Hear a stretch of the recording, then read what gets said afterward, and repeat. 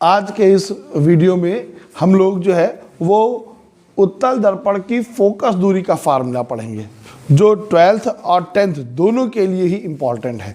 Paper में आया करता है, इस पर बेस्ड न्यूमेरिकल आया करते हैं।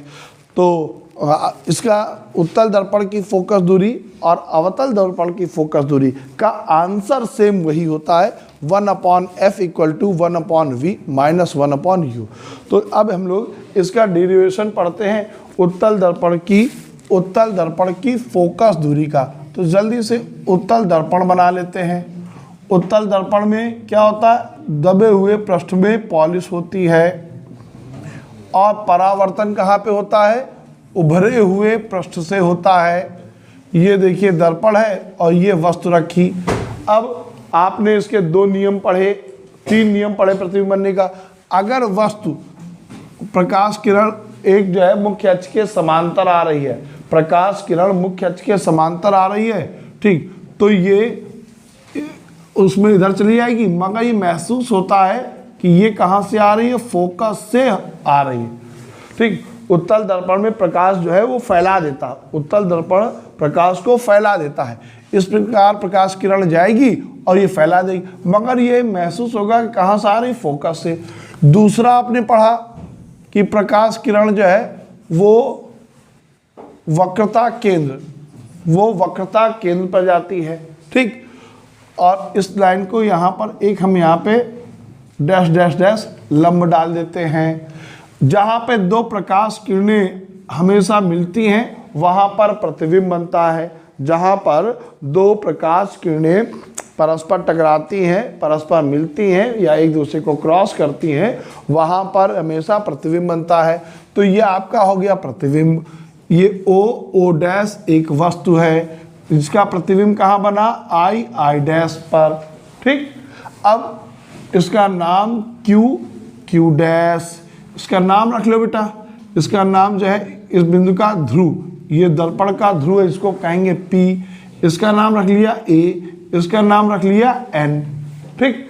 अब लैंग्वेज सुनो कि माना एक उत्तल दर्पण Q डैश है, माना एक उत्तल दर्पण Q डैश है जिसकी मुख्य अक्ष पर कोई वस्तु O डैश स्थित है, जिसका प्रतिबिंब परावर्तन के पश्चात आभासी सीधा I डैश बनता है, ठीक। आभासी और सीधा I डैश बनता है। आपको बताया था कि अगर प्रतिबिंब सीधा बनना है इस तरीके से वो आभासी होगा, उल्टा बनना वो वास्तविक होगा। तो आभासी और सीधा बनता है, ठीक। फिर से लैंग्वेज सुनना। माना एक उत्तल दर्पण Q डैश है जिसकी मुख्य अक्ष पर कोई वस्तु O डैश स्थित है, जिसका प्रतिबिंब परावर्तन के पश्चात आभासी सीधा वस्तु से छोटा I डैश बनता है। हमेशा सीधे प्रतिबिंब आभासी होते हैं, ठीक। अब हम क्या करते हैं, इसमें 2 देखो त्रिभुज बन रहे हैं। ये देखें 2 त्रिभुज O डैश C और I डैश C। इस C से 2 त्रिभुज पैदा हो रहे हैं, C से 2 त्रिभुज पैदा हो रहे हैं। कौन से, O डैश C व I dash C, O dash C I dash C, ठीक। अब जो तरीका अवतल दर्पण में था वही तरीका यहाँ, क्या, लंब बटे आधार, ठीक। जो C से 2 त्रिभुज पैदा हो रहा है ये दोनों समरूप त्रिभुज है। कौन से, O dash C I dash C, दोनों समरूप हैं और इसका आधार लंब बटे आधार। तो पहले बड़े वाले त्रिभुज का लंब कितना, O डैश, बटे छोटे वाले त्रिभुज का लंब I डैश, फिर बड़े वाले त्रिभुज का आधार OC, छोटे वाले त्रिभुज का आधार CP, नहीं छोटे वाले का IC। फिर देखो बड़े वाले त्रिभुज का O डैश, छोटे वाले का आई आई डैश, बड़े वाले का आधार ओ सी, छोटे वाले का आई सी। ठीक, इक्वेशन नंबर 1। अब बिंदु F से दो त्रिभुज पैदा हो रहे हैं, A N F, I I dash F. दिख रहा है? त्रिभुज ए एन एफ व त्रिभुज आई आई डैश एफ, दो हो रहे हैं। अब वही तरीका, बड़े वाले त्रिभुज का लंब कितना, ए एन, बटे छोटे वाले त्रिभुज का लंब आई आई डैश, बड़े वाले त्रिभुज का आधार यहां से एन एफ बटे छोटे वाले त्रिभुज का आधार आई एफ। समझ में आया? समझ में आया? ठीक, छोटे वाले त्रिभुज यहां से देखिए, एफ से ए एन एफ में, आई आई डैश एफ में, लंब बटे लंब, आधार बटे आधार। अब जरा गौर करो, क्या ओ डैश ए एन के बराबर है? ओ डैश किसके बराबर है? ए एन के। किसके बराबर है? ए एन के। ठीक, तो अब ए एन की जगह हम क्या लिख देंगे, ओ डैश बटे आई आई डैश बराबर N F upon I F. ठीक, अब फिर वही लिखेंगे जो हमको उत्तर हमने अवतल दर्पण में लिखा था। क्या, यदि ये दर्पण पतला है, यदि ये दर्पण ज़्यादा इतना नहीं, हल्का सा है। ठीक, यदि ये दर्पण पतला है तो एन पी के करीब होगा, एन पी के करीब होगा। और अगर ये दर्पण पतला है तो हम ये दूरियां, जितनी भी दूरियां हैं वो सब पी से नापी जाएंगी, एन से नहीं, वो सभी दूरियां पी से। तो हम लिखेंगे यहाँ पे जो एन एफ बराबर पी एफ, एन एफ बराबर पी एफ, ये लिखेंगे दर्पण पतला है, अतः एन और पी के बीच की दूरी बहुत कम है, बहुत कम, और सबकी अपेक्षा बहुत कम दूरी है। ठीक, तो एन एफ बराबर एफ पी, एन एफ की जगह पे क्या लिख दिया, एफ पी। तो ओ डैश बटे I I dash, N F की जगह क्या लिखोगे, पी एफ बटे पी एफ की जगह फिर यहाँ क्या लिखेंगे, आई एफ। ठीक, समीकरण नंबर 2, समीकरण नंबर 2, सिर्फ एन एफ की जगह क्या लिख दिया, पी एफ। अब समीकरण 1 और 2 में कंपेयर करो, ये O dash I I dash की वैल्यू, ये O dash I I dash की वैल्यू, तो क्या दोनों को बराबर लिख सकते हैं, बोथ आर इक्वल।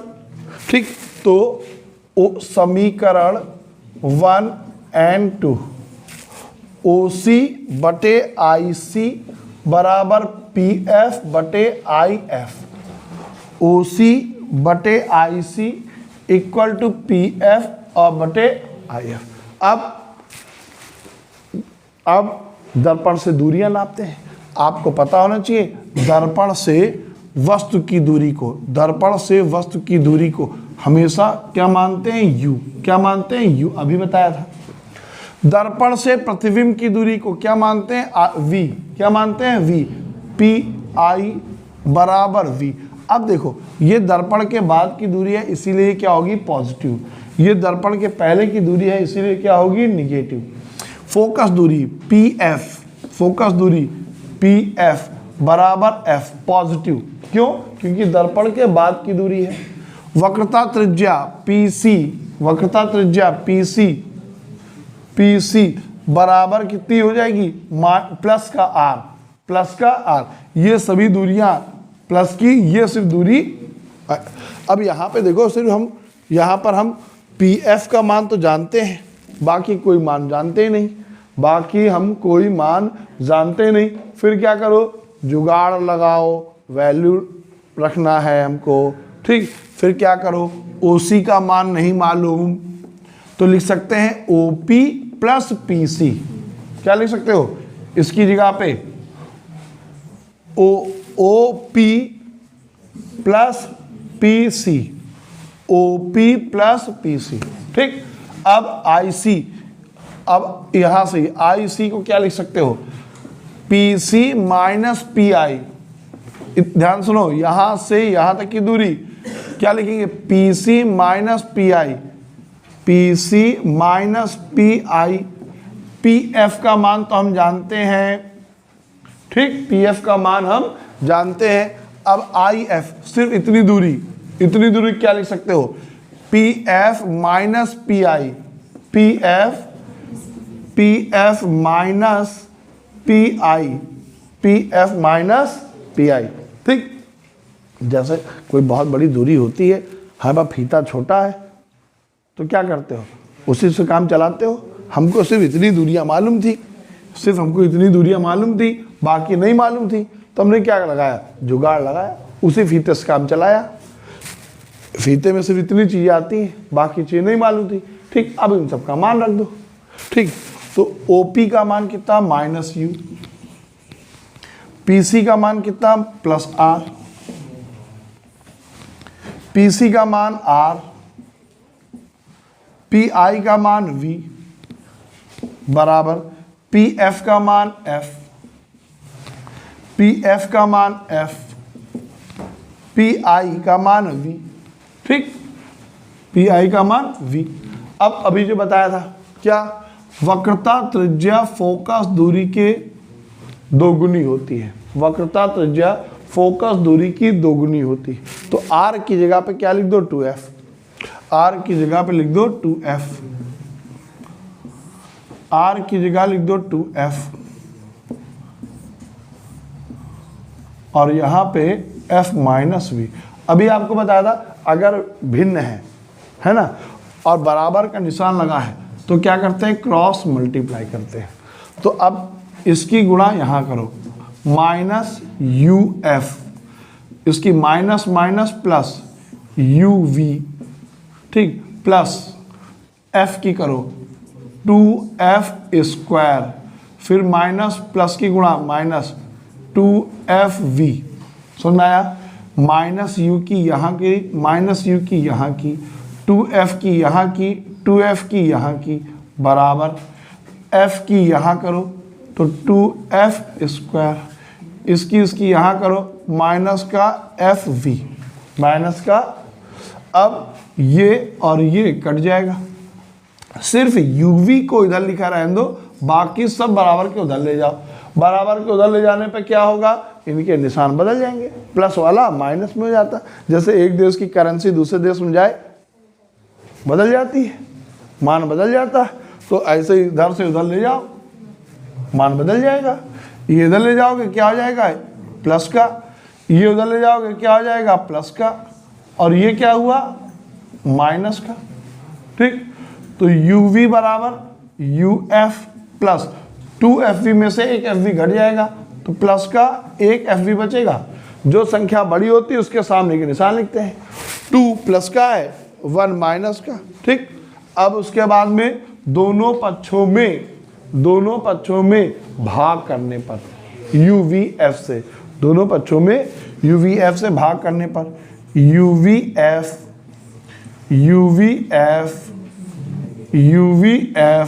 भाग कर दिया, UV कट गया, U कट गया, F V। तो एट लास्ट हमको क्या मिला, 1/F इक्वल टू क्या बचा, 1/V प्लस ये क्या बचा, 1/U। अब आप देखो कि अवतल दर्पण की फोकस दूरी का भी फार्मूला आपने यही पढ़ा जो उत्तल दर्पण की फोकस दूरी का फार्मूला आया। दोनों दर्पण, चाहे उत्तल दर्पण हो अवतल दर्पण हो, आंसर दोनों के सेम वही आते हैं, तरीका अलग होता है, ठीक। तो आप जब इसका आप तरीका जानोगे कि कब पॉजिटिव कब निगेटिव, कब V पॉजिटिव कब V निगेटिव, तब आपके लिए बेहतर होगा न्यूमेरिकल लगाना।